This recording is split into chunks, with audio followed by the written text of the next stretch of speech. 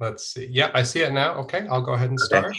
And also, is the video of me showing up? Because it'll block some of the slide content, so I'd want to hide that if so. I see you, but it's just the very corner, so I think it'll be okay. Okay, then I'll leave it. Thanks.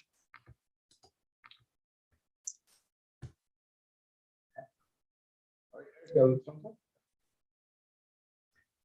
everyone on Zoom and thank you now for our final Bobak.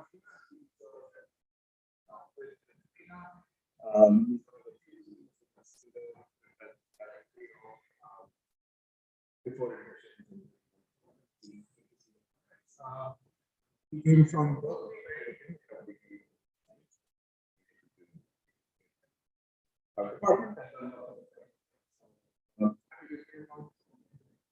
Thanks.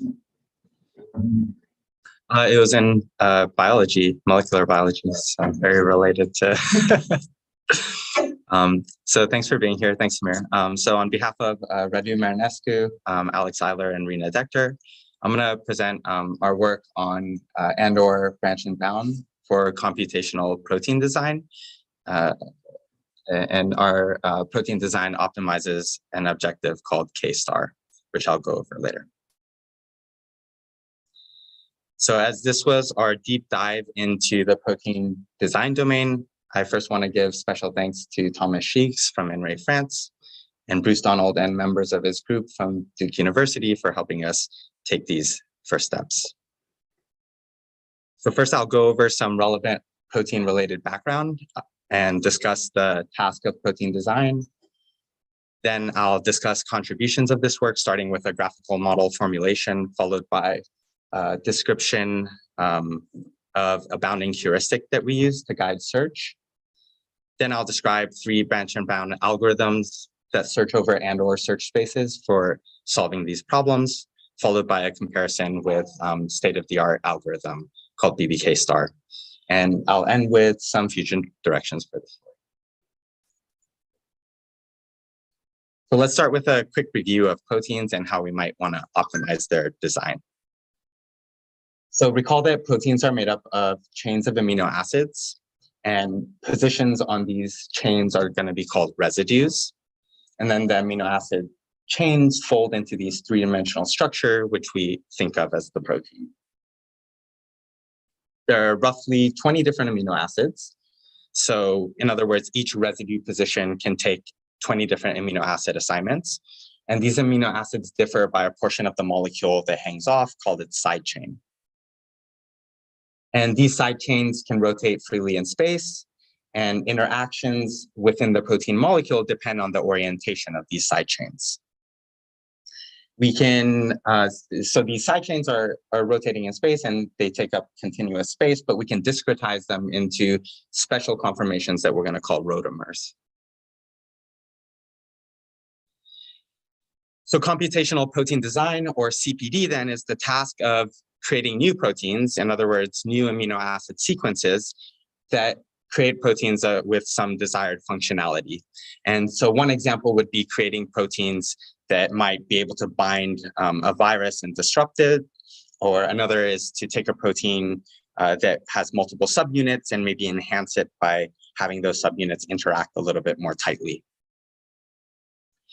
And now, before I go into describing those tasks in more detail, I just want to segue into another computational biology domain called protein structure prediction. And I want to talk about this because there's been a lot of buzz about it lately, as AlphaFold, DeepMind's AlphaFold solves this problem. And the problem is a little different than protein design, and it's easy to confuse the two. So computational protein design, we're starting off with an idea of a protein and what we want it to do. And from there, we want to generate an amino acid sequence that can give us that protein. Protein structure prediction, on the other hand, which is what AlphaFold solves, takes a known amino acid sequence. So we know the chain already. And then we want to try to predict what 3-dimensional structure results from this amino acid sequence. And so these are 2 different tasks, but there is interplay between them, and sometimes we use one for the other. So going back into the protein design domain, we mentioned that one task could be to design proteins that may bond to other proteins or maybe disrupt viruses. So let's say we have a COVID spike protein, and we know of a binding protein sequence that can attach to this COVID spike protein. And maybe what we want to do is design some kind of stable version of a protein that has this binding region that maybe we can introduce into the body and have it disrupt the virus. And so then the task would be to generate an amino acid sequence that can give us this stable protein with that COVID spike binding site. And a prominent researcher in the biology field that does this work is David Baker, so you can check out his work. And then there's the other task we mentioned, which is protein redesign. We have proteins that we already know and we kind of want to keep them as is, but maybe redesign them to be a little bit better. And an example of that is to redesign proteins to improve bonding between their subunits. So consider we have a protein, maybe it has multiple subunits, in this case, 2 subunits. And our goal is to redesign the protein so that these subunits associate more tightly. So what we can do is look at a region of the protein of interest and redesign that particular region to try to have the interactions improve between the subunits. And so then the task would be to redesign specific residues of interest to increase interactions, maybe also considering some of the surrounding residues, but trying to keep the majority of the protein the same. And some prominent researchers that work on this are Thomas Sheeks from the constraint community and Bruce Donald, whose lab focuses on computational protein design. And our work focuses on this task and is heavily based on their work. So now, given the task of wanting to improve protein subunit affinity, so we have proteins and we want to improve the affinity of their subunits, we'll need a measure of goodness for any amino acid sequence to be able to determine what sequence is best. A common objective that's used is called the GMEC, and it stands for Global Minimum Energy Conformation. What the GMEC does is it focuses on just the complex form of the protein. And for a particular amino acid assignment that we'll call R, looks at the energy corresponding to the side chains oriented in the best possible way. So again, these side chains have different orientations. We're assuming their best possible orientation, and we'll call the energy for that state the GMEC, and it corresponds to a lowest energy. And so then the task for choosing a good amino acid sequence would be to look over all the possible sequences of amino acids and choose the one that minimizes this GMEC objective. Yeah?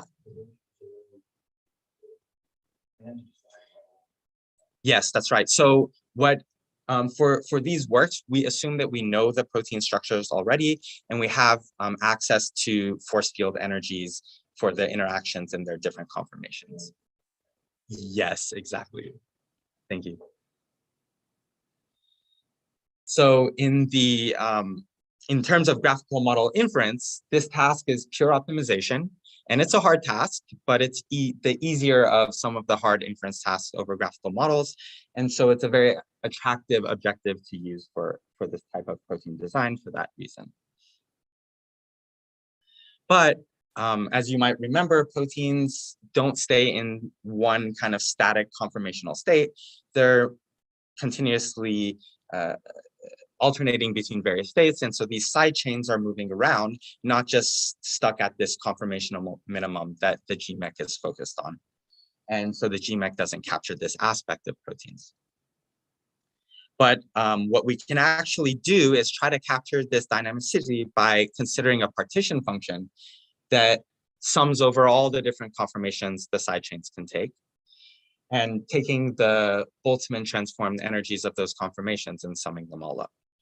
And semantically, this partition function, or Z, what it translates to is you can think of it as kind of a measure of stability for that sequence, given consideration of all the possible conformations the side chains can be in.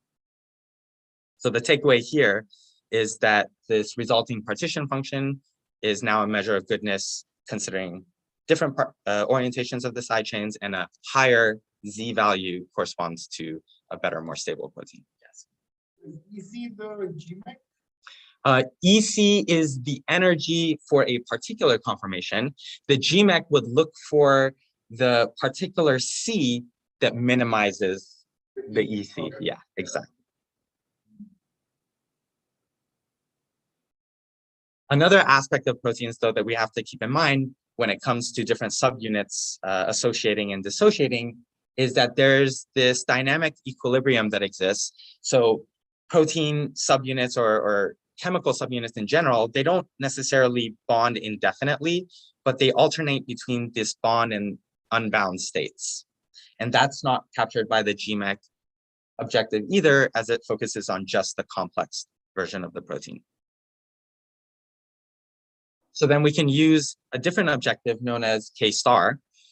And this takes these factors into account by comparing the favorability of the complex state in relation to the unbound state, the dissociate subunits. And by doing this, then we are looking at the push and pull between wanting to be complex and dissociated. And this K star objective, then the higher values of K star correspond to protein sequences that prefer the complex state over the dissociate state. So it corresponds to higher affinity protein subunits. Yes. Oh yeah, sorry. So here the P and L are just it stands for protein and ligand. So they're just notation for the different individual subunits. And so when they come together, we call that PL as if it's complex together.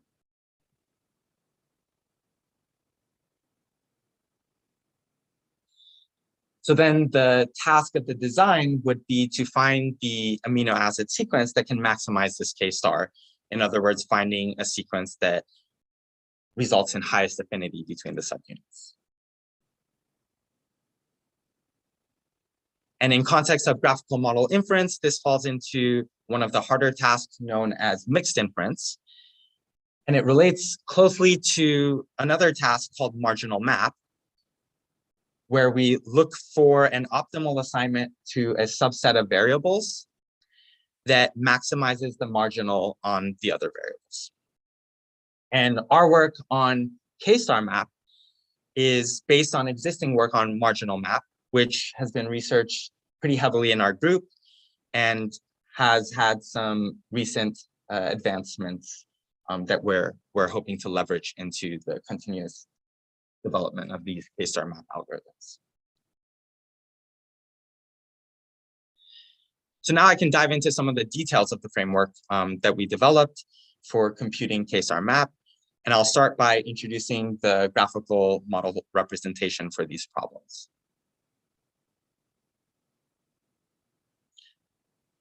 To review, recall that a graphical model is a mathematical framework used to represent a wide variety of problems over various domains. And formally, it consists of a set of variables, respective domains for those variables, and functions over scopes of the variables that we can call factors. And we can also define a combination operator over the factors that can in turn define a global function over the model, such as, let's say, a joint probability distribution. And once we have a model, we can perform queries over the model, making use of elimination operations such as maximization, summation, or both. And when we use both, it's part of an array of tasks that we call mixed inference, which are particularly hard, as we mentioned earlier. So now to describe our graphical model formulation, I want to preface by saying we actually constructed a few formulations as a graphical model. I'm just going to focus on one for this talk that's better performing. We're still evaluating different versions, but as of now, there's one that seems to be doing better. So our formulation starts by having a set of residue variables, one for each residue in our protein, or residue that we're considering within our protein.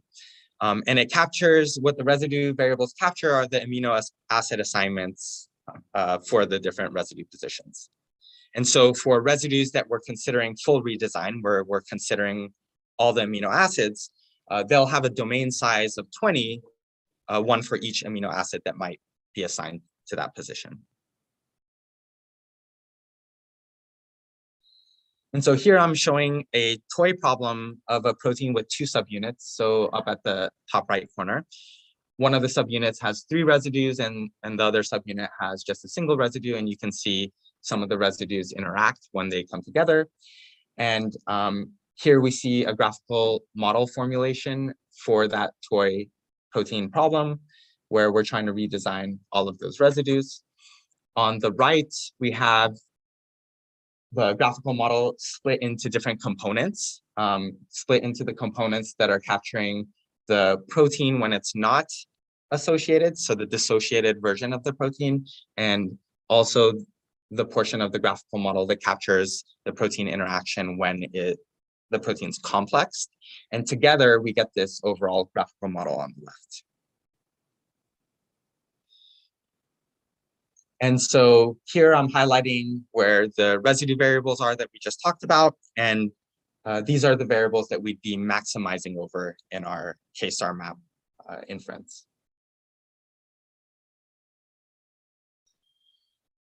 So each residue variable is also associated with conformation variables. So we need to know their amino acids, but we also need to consider the orientations that their amino acid side chains take.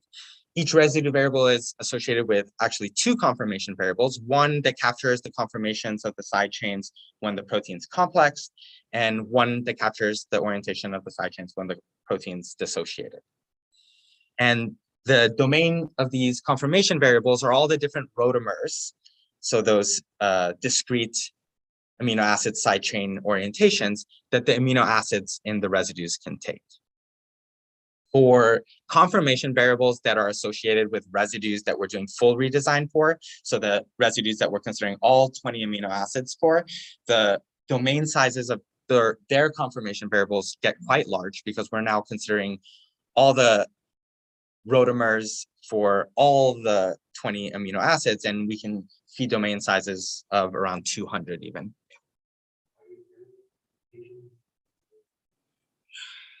Because the K-star objective that we're trying to optimize, it's looking at a push and pull between the protein wanting to be complex versus wanting to be dissociated. Yeah. So we want to also take into account how favorable the protein is when it's dissociated versus how favorable it is when it's complex, and look at the push and pull there. So we do need to look at both states. And so here I'm highlighting the conformation variables associated for each of the residues for when the protein is in its dissociated state. And right above it, you can see the conformation variables for the same residues for when the protein is complexed. And in terms of our K-star map computation, these would be the variables that we'd be summing over in those partition function computations.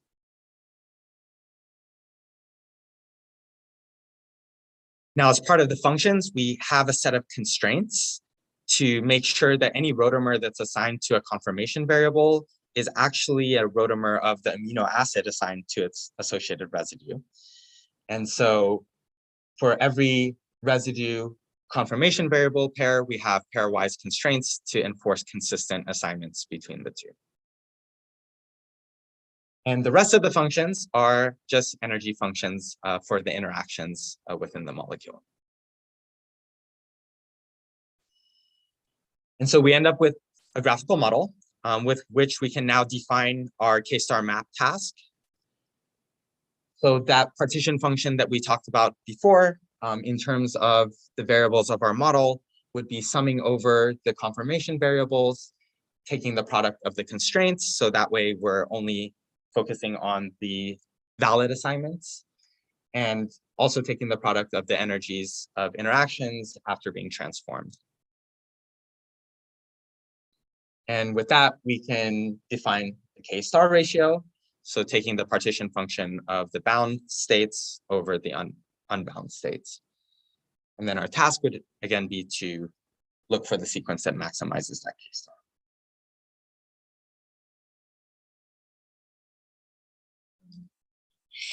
So the energies have been transformed. So when we're looking at the GMEC, the energies, we want to minimize them. But when we're computing the partition function, we do this Boltzmann transformation, which then switches it so that we want to maximize the values.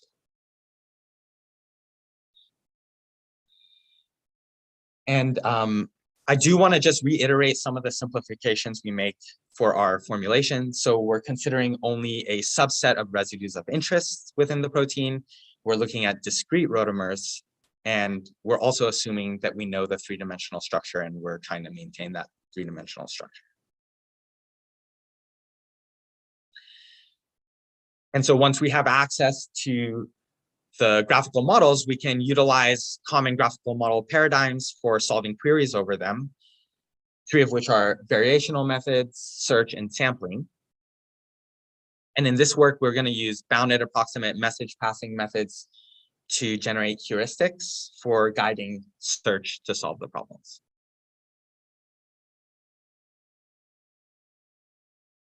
And furthermore, reasoning using these methods can be enhanced if we can decompose the problem into subproblems that can be solved independently.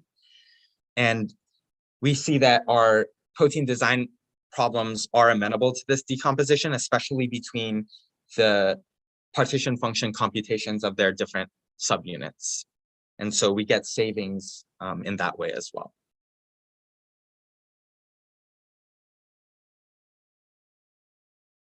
So now in moving towards describing our algorithm for solving these problems, I'm going to discuss the heuristic we designed based on a well-known mini bucket heuristic, mini bucket elimination scheme.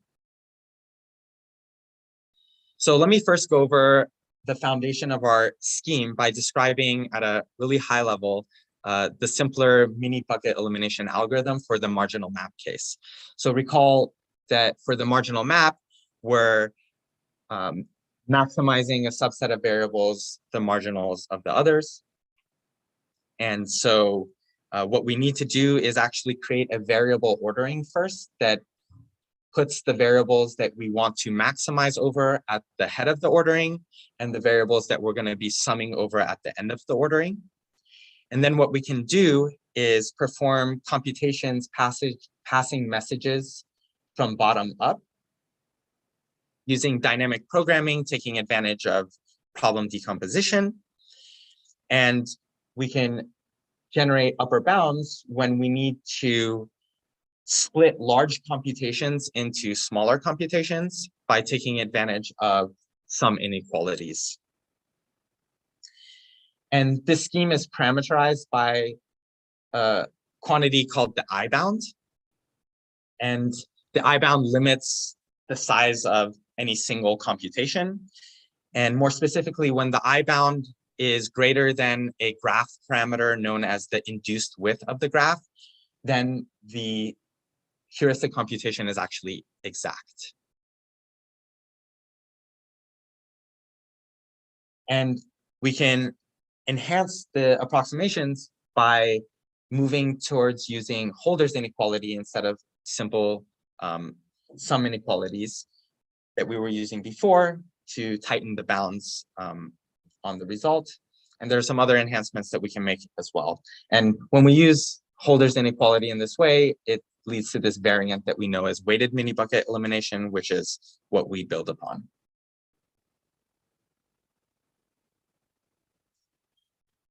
So then to adjust the scheme to upper bound K star, and remember K star is based on a ratio, we have to upper bound the numerator portion, just like we do in marginal map, but we need to lower bound the denominator portion. And we can do this by using a variant of Holder's inequality. And as a result, then we get an upper bound on the ratio.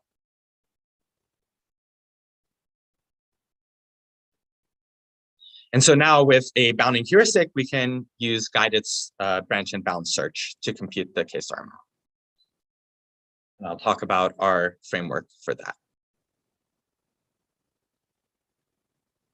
So our search algorithms utilize what's known as and/or search spaces, and and/or search spaces compactify classical search spaces by leveraging decomposition due to conditional independencies. So for example, given this graphical model highlighted here, we can construct a schematic of conditionally independent branchings of the search space based on assignments to earlier variables. So if we have assignments to A and B, we can split the search space into independently searching over C and D and C, or sorry, E and D and C.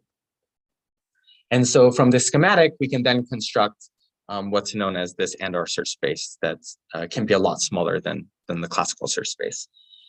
And recall that our protein design problems are amenable to this kind of decomposition. So we do get savings here. So with these tools, we created a class of branch and bound algorithms over and/or search spaces. And the vanilla version of our algorithm is an exact algorithm. So it'll produce the exact K-star map value. And it can use the mentioned weighted mini bucket heuristic for K-star to guide search.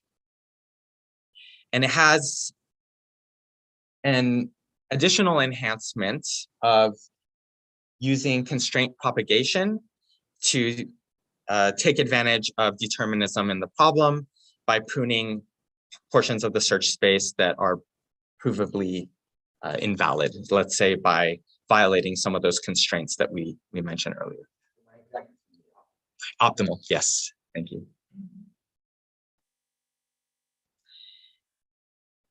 And finally, really dipping into this idea that we're creating proteins in real life, we incorporate a special global constraint that enforces solutions that are actually viable. And this global constraint, I'm going to describe it next. So remember that for maximizing this K-star ratio, or looking at this K-star ratio, one way you can maximize it or increase its value is by making the denominator smaller and smaller and smaller. But remember, semantically, the z's, the partition functions, are a measure of the stability of the molecule, given the shape that we want them to hold. And so if we make the denominator subunit partition functions very small, that's actually corresponding semantically to designing proteins that wouldn't hold their form in the way that we want it to. So they wouldn't actually be viable solutions. So what we do is we add a constraint by enforcing that every partition function for the subunits are going to be greater than the it will be greater than some constant factor within the naturally occurring stability of that subunit. So if we look at the naturally occurring sequence and the stability for those subunits based on the naturally occurring sequence, we're enforcing that any newly designed sequence is not going to be too much more unstable than what we find naturally. We're designing sequences not from scratch because we have an original protein and protein structure that we're using as a scaffold, and then we're picking some residues based on that existing protein to redesign. Yeah, so we have. It's redesigned. Yes, yes, yes. I'm sorry. Yeah, so this is our task. Great. So we look at the wild type sequence partition function value, and we make sure that any redesigned sequence is within some stability of that wild type.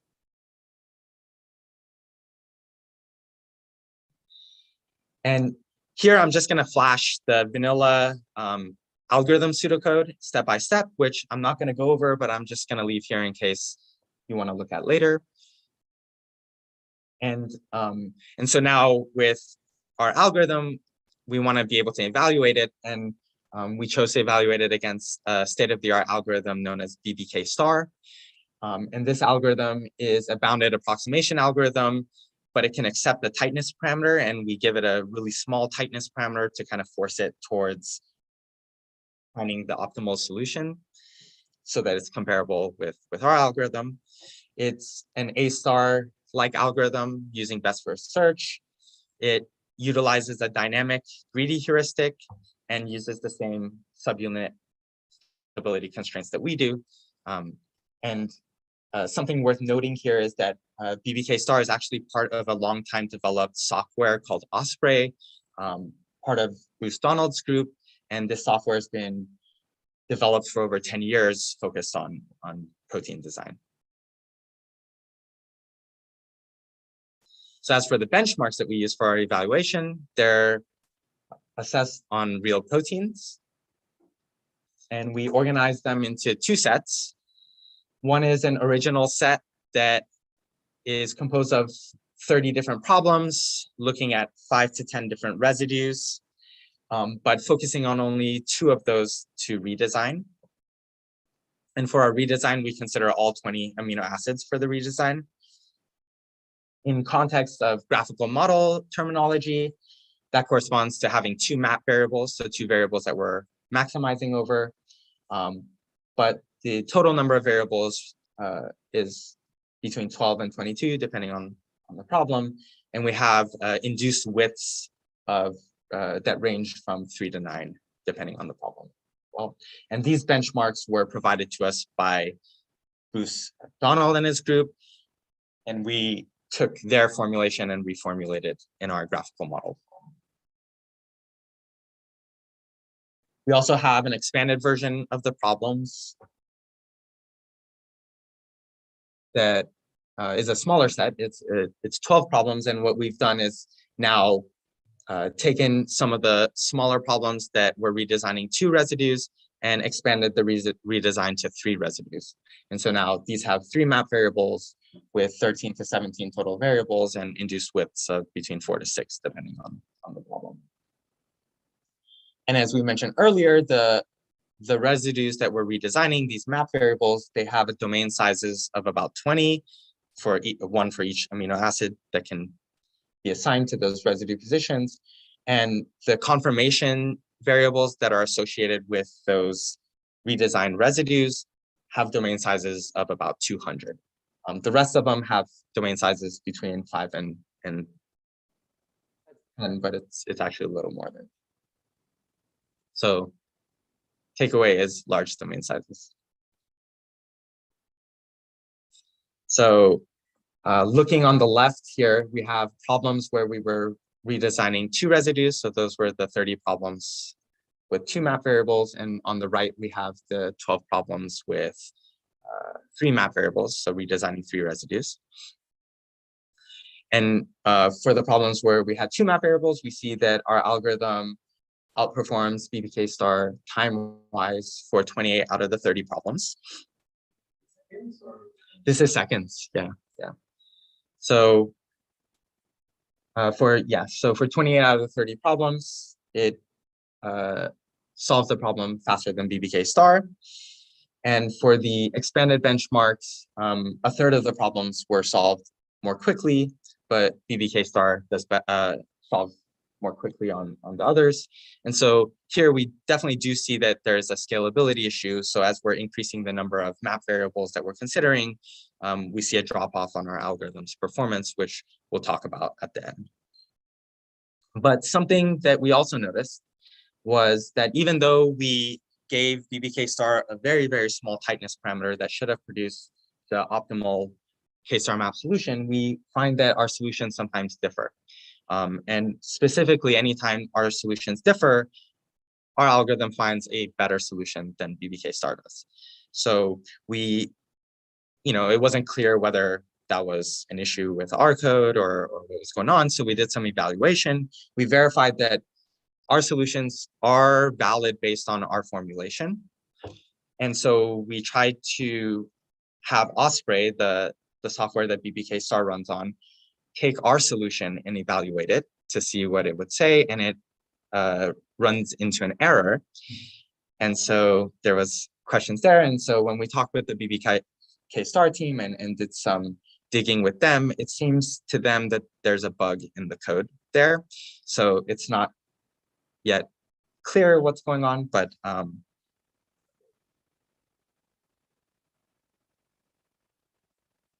so we can, yeah.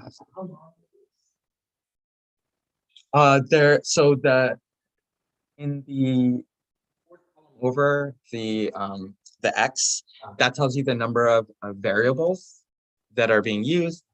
So these are tiny. You actually mentioned that a lot. Yeah, they're quite small problems, and I mentioned the BBK star is an approximate algorithm, and so even when BBK star is not trying to solve problems exactly and it's using approximations, the scale of problems that it can solve are limited to, I think the last that I read it reaching is like 9 residues being redesigned. So the scale of the problems that can be solved are not large in terms of number of residues that can be redesigned. So does it work exponentially? So yeah. For drug design, you can take a month of CPU. Right. Yeah. 5 minutes. Yeah. So for these small problems, our algorithm at least, trying to solve the problem exactly as is, we saw definitely a sharp increase in the time it took as we tried to redesign more residues, and it's something that we're focused on and we have a potential solution for. So I'll talk about that. But another thing to note is, as I'm reiterating, this is an exact algorithm, but there's no need for us to use exact algorithms. We can use approximate algorithms. And so part of the motivation of this work is not just to come up with an algorithm, but to design an overall framework where we can actually now apply other types of algorithms, approximate algorithms that can help. It's a good start, exactly. Yeah. So speaking of working towards approximations, we can weight the heuristic that's used during the branch and bound search to create an omega approximate solution. So here we're deflating the heuristic by multiplying by a weight between 0 and 1. And this leads to increased pruning of the search space, which accelerates search, but it results with an approximate solution, though it does have guarantees of being within some factor of the true value, the true optimal value. And so in this, in the results shown here, the green versus the black shows the speed up when we use a weight of 1/1000th. And so we see significant speed up here. And in only one case do we actually arrive at a suboptimal solution, and it's not that bad still.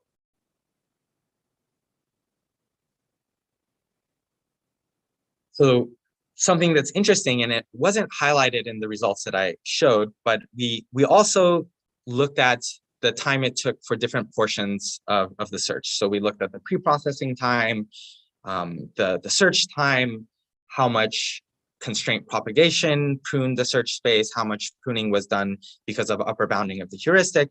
And we noticed that search was accelerated a lot due to constraint propagation.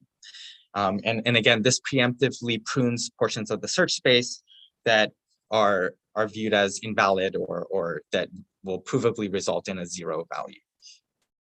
And so we developed the scheme to infuse extra determinism into the problem, which semantically makes sense for the protein domain. So what we did is we used an underflow threshold. So a threshold for which if a function value is below this threshold, we would underflow it all the way to 0. In other words, encoding a hard constraint instead of some small functional value. And semantically, what this corresponds to is saying that if there are very, very unfavorable interactions, those aren't going to exist in our final solution. So we can just treat that as a hard constraint. And it makes sense in the domain that we're working with. And we also came up with a way to validate whether any particular underflow threshold can still provably produce the optimal K-star map solution. And when we tested using an underflow threshold of 10 to the negative fifth, we again saw significant speed up, in fact, more than when using a weighted heuristic. And in this case, all of the solutions were optimal.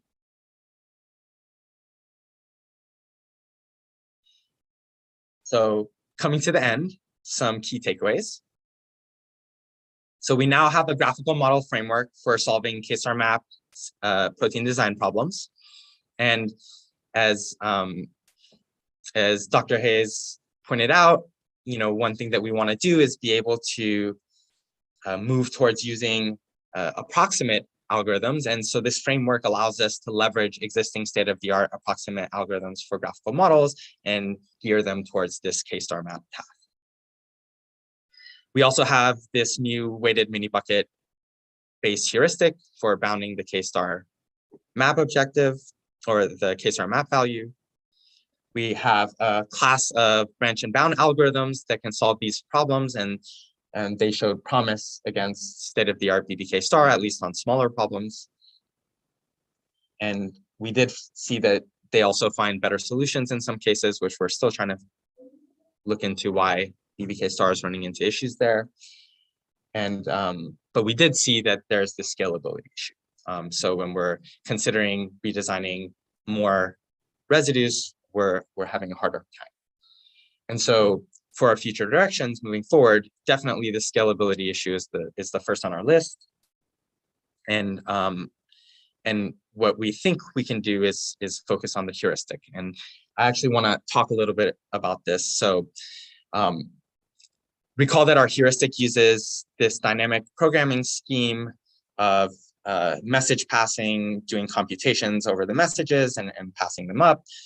And but one thing that we have not incorporated into our heuristic is consideration of the constraints in the problem, at least not explicitly. So the constraints are present as 0 function values, but they're not being processed in any kind of intelligent way other than being multiplied as a regular function.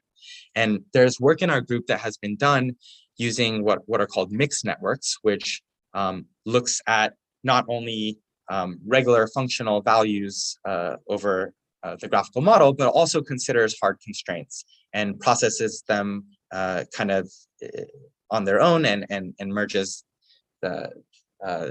their processing together to kind of leverage computations.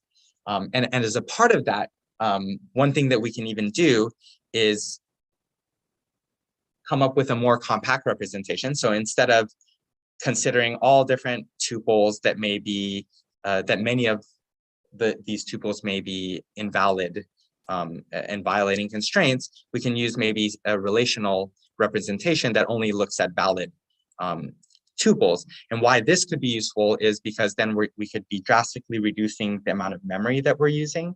And so we can then expand our computations and get better bounds.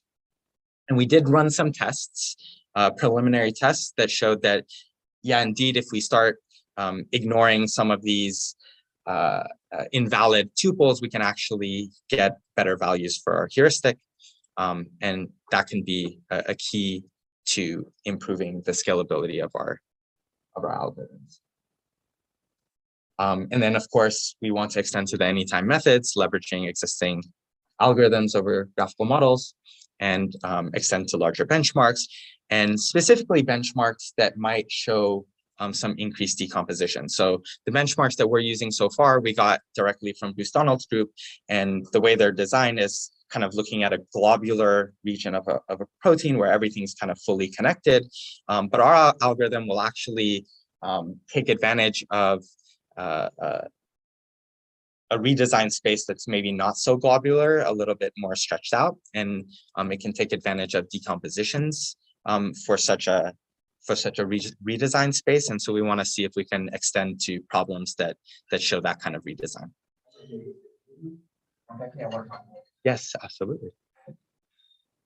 And with that, I'll conclude. So thank you guys for coming. And yeah, I'll field any questions you might have. Yeah.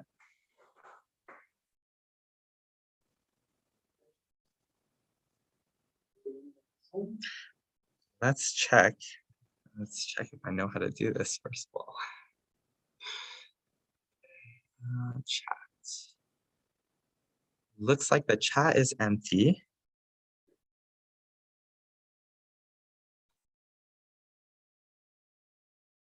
Oh, Eric, Eric has a question. It's raised. Yeah. Can you hear me okay? Yes, we can hear you. Okay. So I was curious. So you're assuming that the backbone 3D structure is fixed.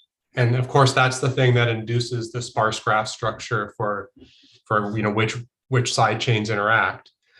Now, presumably, if you start changing the values of too many residues, the assumption that the backbone stays where it is going to start to fall apart. For the regimes you're looking in, is it just such a good assumption you don't have to worry about that, or is that like a concern in this design space? Yeah, so for everyone else in here, I just want to reiterate what Eric just said. So when we're redesigning only a few residues, it makes sense to just consider some static, non-changing three-dimensional structure.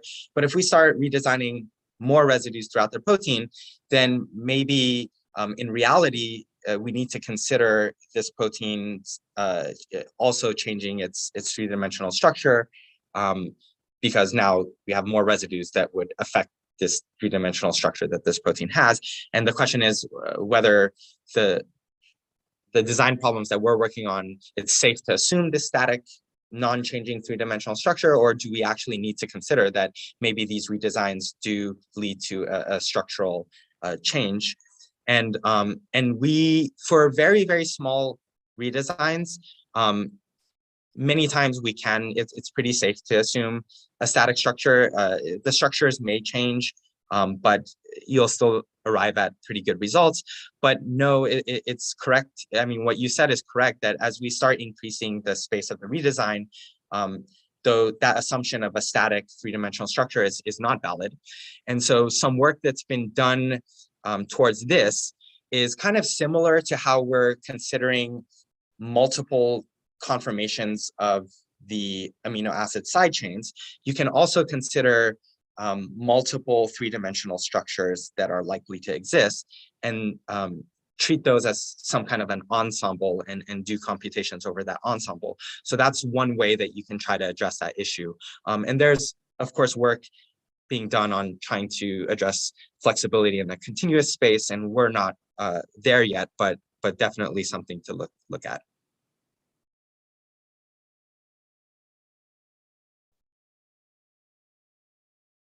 Yes, question up here. Yeah. Okay. But I was wondering.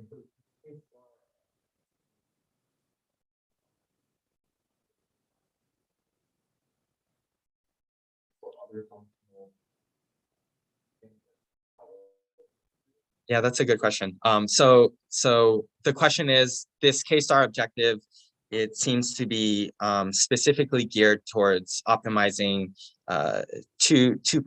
interaction between two pieces, or maybe even multiple pieces.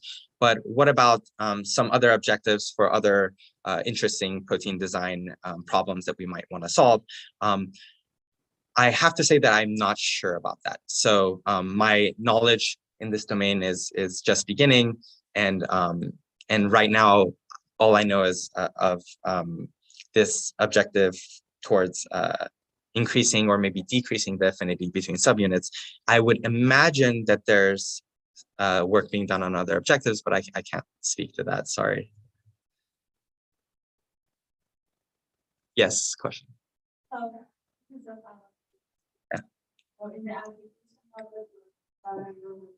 Yeah.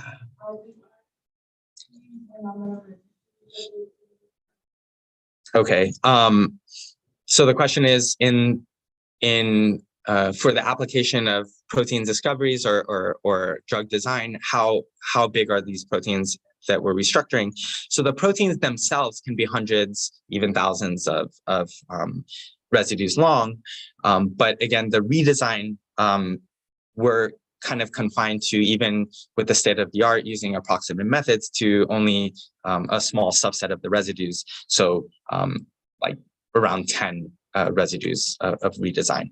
But sometimes that's enough, because a lot of times what we want to do is not change a molecule too much. And so focusing on a small portion helps with that. And also, when we look at molecules and their interactions, there are often specific regions that are very key to the interactions. And so even though the redesigns are right now focusing on only a small subset of the residues, it can still provide a lot of enhancements towards producing new proteins. And something to mention on that line, now that we're talking about actual usage. So actually taking a protein design, generating it in mass, purifying it, testing it, trying to determine its structure, the biology, the wet lab biology that's that needs to go into protein science, it's very, very timely, very, very costly. We're talking years of time, sometimes costs in many, many, many thousands or more.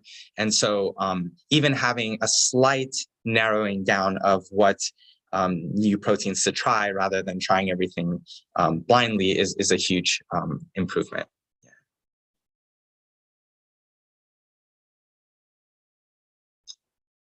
Any other questions? Great. Let's go back again.